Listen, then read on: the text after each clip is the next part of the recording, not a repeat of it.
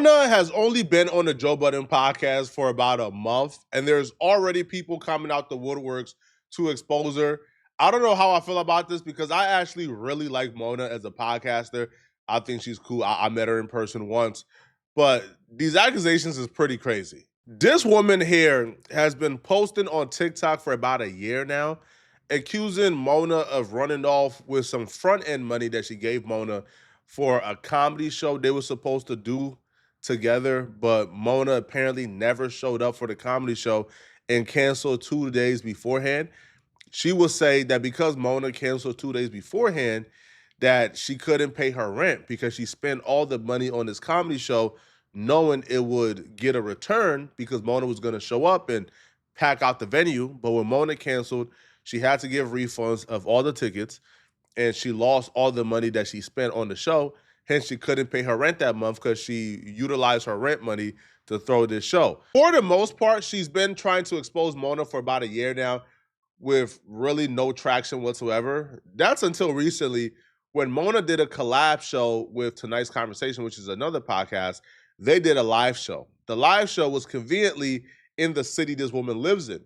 So when the live show started, she began to cause a ruckus, yelling at the top of her lungs, exposing Mona for apparently scamming her in a stadium packed of people. Now, this apparently got Mona's attention. It got the attention of the host on Tonight's Conversation, and a woman was escorted out. But by that time, the damage was already done because the video went viral. How can I get up to the microphone? Scammer!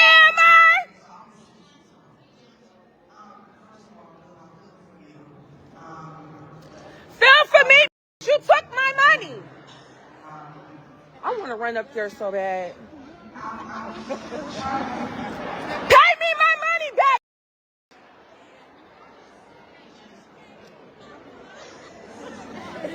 Where the microphone at?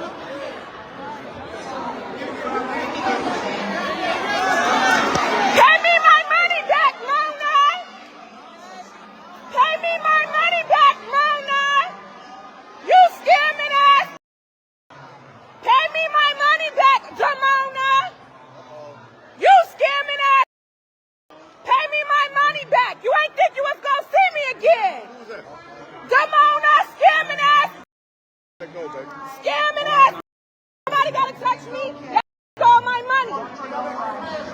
Don't touch me. I'm leaving. I was prepared to leave. Damona's a scammer. She a pill pumping scammer. When I first seen this, my first thought was maybe a manager took the money and now she's getting pushed back because the manager ain't conduct business the right way. But I was wrong, right? Because when Mona responded back, Mona pretty much owned up to it that, yeah, she took the money and no, she didn't conduct the service. But she did have a couple of excuses. From my perspective, that don't matter. You know, if you take somebody's money for a service, you refund the money or you do the service, you know.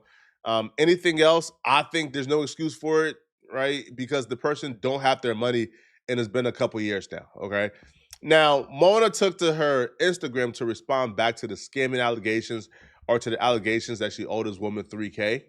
What I would say, though, there are some pretty serious implications here because if one person's saying, yo, I got scammed out of $3K, and God forbid, let's say 2 or 3 more people come out. Well, if that's the case, now you're looking at like a fraud case, right? Now you're looking at something pretty serious. And if I'm Mona, bro, I would have squared this away the second I had the opportunity to. I wouldn't have let it fester until now this woman is popping up to where I'm conducting business and having people who are paying me to be there looking crazy. Because she did not give me $3,000. I believe she gave me probably like 800, between 800 and 1,200. I really don't know, but I was not charging 5,000 then or 6,000. So if she gave me 3,000, that means I was charging her $6,000 to do a podcast. I was not charging that back then. It's a lie, but whatever. She gave me $3,000, which was her rent money.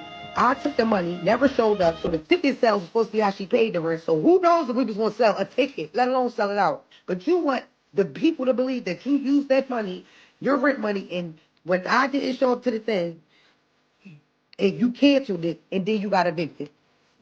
And that's my fault. So now we talking about you miss 1 month of rent and you get evicted. The last time any of y'all got evicted, how many months of rent did you miss? Like, stop with the dumbass. I'm a real. I legit said when she posts my number and shit, I said, fuck you in whatever you said. But why did it have to get to a point where she's already posting your number? Right? Because from my perspective, you can't say, man, because you post my number, I'm not gonna pay you. When she only posted your number because you didn't pay her back the money that she gave you. Right? Now, whether it was 800 or 3,000, I don't know. Okay. The lady is claiming 3,000 all inclusive for everything she paid for the venue. Now, if she only sent Mona 800, but then the other cost of the venue and other things of that sort amounted up to 3,000, I don't know. At this moment, like 2 years later, Mona, pay that woman the 3,000. But if we're talking about at the moment that Mona canceled, I feel like Mona probably only owed her the 800 that she paid Mona, if that number is true, right? She's claiming she's paid more. Mona is claiming it's only 800. I don't know. But Tasha K interviewed the woman who's claiming that she got scammed by Mona. Now, Tasha K didn't just interview this woman. Tasha K interviewed other women who claimed that they also got scammed by Mona. Yes, I am a single mom. I started a podcast in my small town, Erie, Pennsylvania. Okay. I was a really big fan of Mona. So I reached out to her last year in April to come and do a live podcast. Okay. She showed up for that podcast. It went well to me. It was a success. It was great. She told the audience she wanted to come back to do a comedy show. So after the show, we planned on doing a comedy show. I gave Damona a deposit for the comedy show. So that show was April 5th. April 13th, I gave her a deposit to come back May 11th. So we had to end up doing a verbal agreement because we changed the date from May 11th to June 28th. Okay.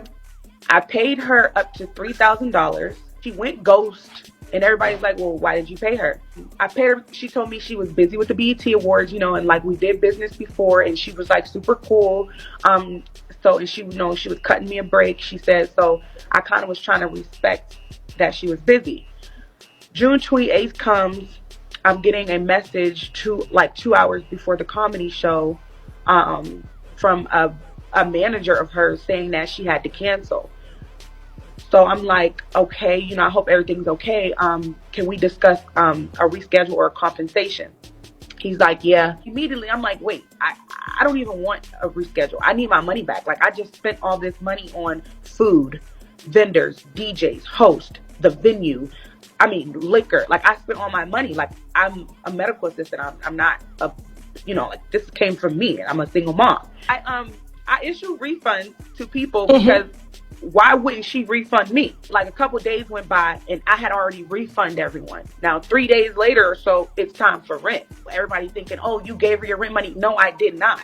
She was paid like 28 days before the show. And she never gave me a refund. They went ghost on me. They stopped responding to me. I then took it to social media, and she called me on the phone with lies and beating around the bush. She blocked me. She all this crazy stuff. I don't think Mona had that money, bro. I think Mona probably spent that money, went broke, ain't have the paper to pay her, ain't know how to communicate it, and took the avoidant route, which to me is wrong. Like, is 100% wrong. And is an even greater sin to me because this is a fan.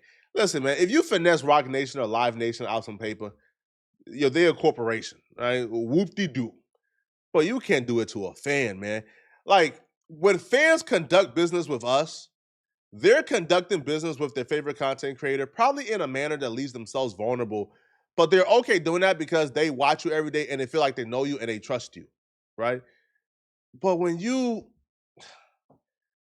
which is why you're supposed to conduct the business even more honest. Like, you're supposed to go above and beyond and even give up a little bit more when dealing with a fan, just so they leave that interaction feeling satisfied and whole.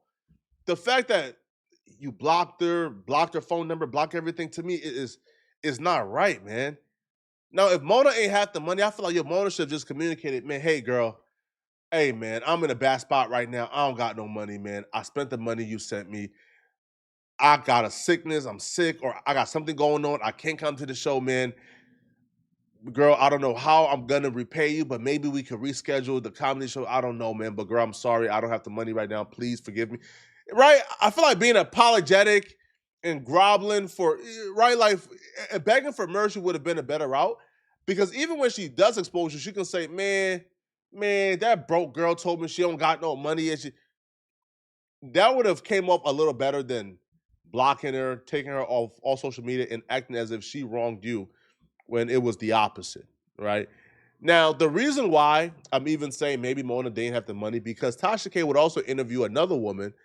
This woman would claim that Mona was really down bad a couple of years ago before she got on the Joe Budden podcast, which to me is also unfortunate, because if she was down bad for a while and she finally got her biggest gig yet and she's making the most money she's ever made in life, the first month on the job making the most money she ever made, a slew of scandal opens up like Pandora box that could potentially get her fired from the gig that's paying her the most money that she ever made. It's unfortunate, right? But our past will always come back to haunt us.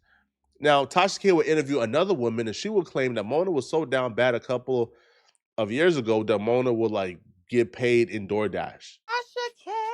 Hey.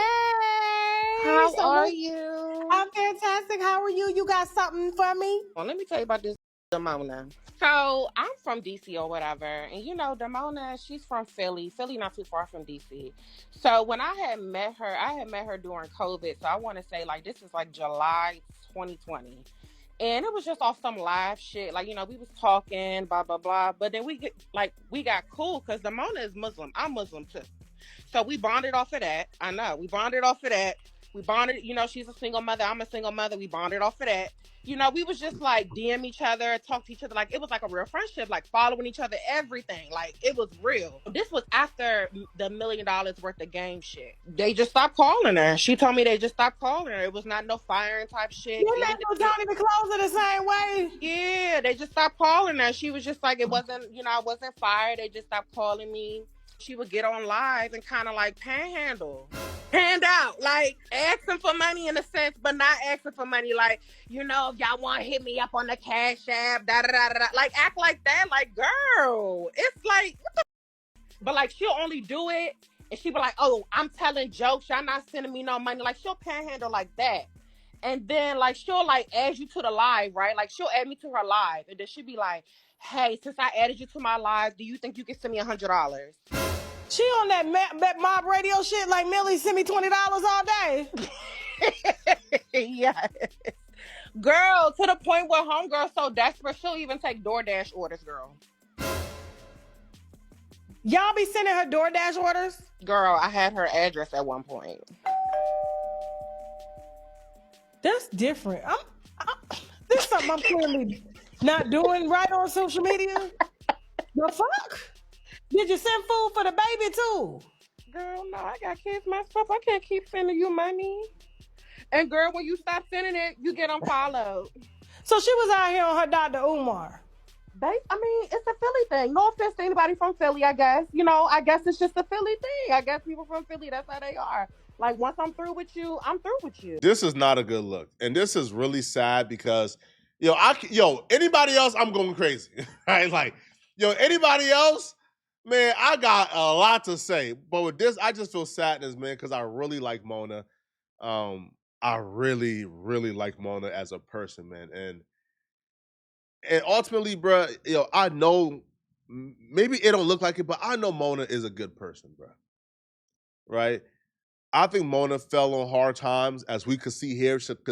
Like she was getting, like paid in DoorDash and e-begging. So like she was obviously having money issues, and probably couldn't express in the right way that, hey, man, I don't got that money. I'm broke, right? Because when we're content creators, people automatically assume that we got money, right? But man, y'all let me know in the comment section. I do know Mona has repaid the woman $3,000 in full. I don't know if there's other victims, but that woman has said, she has received her money in full. So as far as I'm concerned, the issues have been squashed. But let me know in the comment section, what do you guys think? If you were Joe Budden, how would you react to this? Okay, and if you're still watching this video and you enjoy this content, click on this video right here to find out why Charleston White stormed off the podcast. And also, if you want to know how to make your first $10,000 a month on YouTube, I got a step-by-step book in my description to show you exactly how I made it on YouTube. Secrets that nobody has ever told you before. So yeah, click on this video right here to find out why Charleston White stormed off this podcast. And in the description is a one-on-one consultation link. This is my last week doing consultations, so sign up now for consultations, all right? Out of here, folks. Peace.